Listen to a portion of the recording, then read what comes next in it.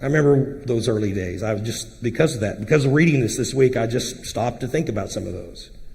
I remember some of those early days. You know how it was when you're young, married.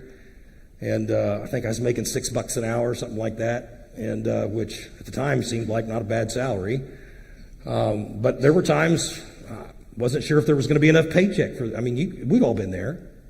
There's times that you just didn't know how things were going to come through. Wasn't sure if going to survive the next round of layoffs, or when the layoffs did come, wasn't sure how long it was going to take to get a job. I wasn't sure if I could take persecution anymore for standing for my faith. But you know what? Every single time, God was faithful. Hey, I'm not the only one that has that testimony. I was listening to Nancy Pelosi today, not listening to her, but she said, hey, that was an applause mark right there. That was an amen moment. Way out of context, I know.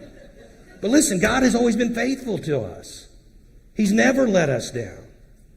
And if you'll stop and think and consider some of those early trials that you went through, and I think maybe those are more special or more important, and maybe that's why he's drawing them back to those early days of their illumination, because we didn't know God was faithful the way that we know God is faithful now. If you've been saved for years, you know God is faithful. But those early days, it seemed like a miracle that God would be faithful. It shouldn't surprise us today if we've been saved, but those early days, I remember just thinking, wow, God really does things. That's why it's important sometimes to remember.